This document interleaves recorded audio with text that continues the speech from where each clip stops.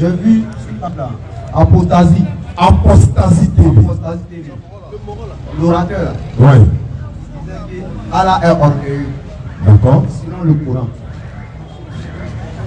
Automatiquement, dans le Surat 59, 23. Donc automatiquement, il dit que l'orgueilleux, le mot orgueilleux dans la Bible veut dire le diable. Tu vois comment il fait copier-coller là. Il prend la Bible pour aller confirmer là-bas. Le mot orgueilleux dans nous, on le fait dans le débat, mais il fuit. C'est ça qui le prépare là. Donc c'est ce qui me fatigue un peu. Ok, donc, si vous posez une question, ça on n'a même pas besoin de faire long exercice, on répond à ça sur les champs, chap. Déjà, en fait, ils ont juste un problème. Le problème d'être en bonne santé mentale, c'est tout. C'est ça qui est le problème. Sinon, s'ils sont en bonne santé mentale, la spiritualité va prendre le dessus. Pourquoi? Dieu dit à Satan, regardez, Allah dit à Satan, prosterne-toi devant Adam. Satan dit, je refuse de me prosterner devant Adam parce que lui, tu l'as fait d'argile alors que moi, tu m'as fait de feu. Allah dit à Satan, mais tu n'as pas gonflé d'orgueil. Descend. Allah dit que Satan est l'orgueilleux. En même temps, lui aussi dit qu'il est l'orgueilleux.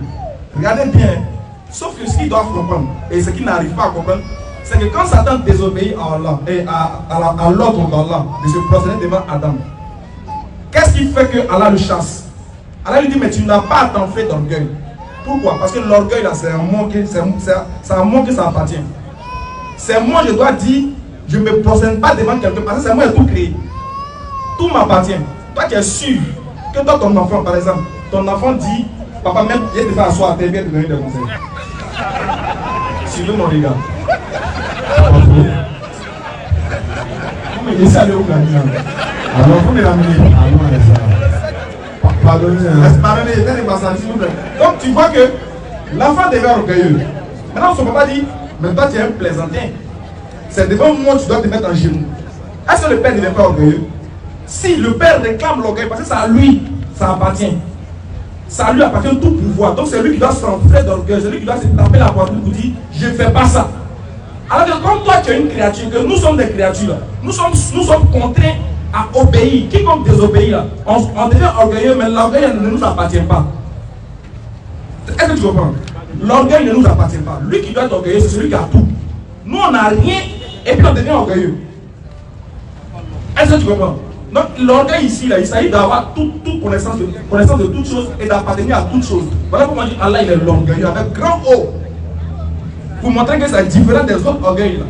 L'orgueil du diable là, c'est quelque chose de perdition, c'est quelque chose qu'il prend qui ne lui appartient pas. Il est orgueilleux alors qu'il n'a rien créé. Il est orgueilleux alors que rien ne lui appartient. Est-ce que tu comprends? Alors que Allah dit qu'il est l'orgueilleux parce que tout lui appartient. J'ai dit, c'est comme ça qu'ils disent que Allah aussi dit dans un autre verset qu'il est le meilleur des héritiers. Quoi? Allah va hériter de quoi? Il dit, mais quand Allah dit qu'il est le meilleur des héritiers, est-ce que vous réfléchissez? Tous tes biens que tu as, qui te l'a donné? C'est lui. Quand tout va disparaître, tout va appartenir à qui? À lui. Donc il va hériter de quoi? De tout ce qui est sur la terre, parce que c'est à lui que ça appartient. Il dit, pensez-vous pas que je vais vous faire mourir, je vais vous ramener vers moi.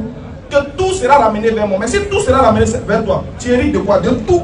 Alors que tout t'appartient. C'est une question de santé. Al-Furqan, le discernement. Allah s'adresse aux intelligents, à ceux qui les ont. Et puis mon frère, sois tranquille. Quand tu vois, il faut une vidéo seule. Il ne faut jamais t'occuper de la vidéo. Considère une vidéo lorsqu'ils font en face des musulmans. Exactement.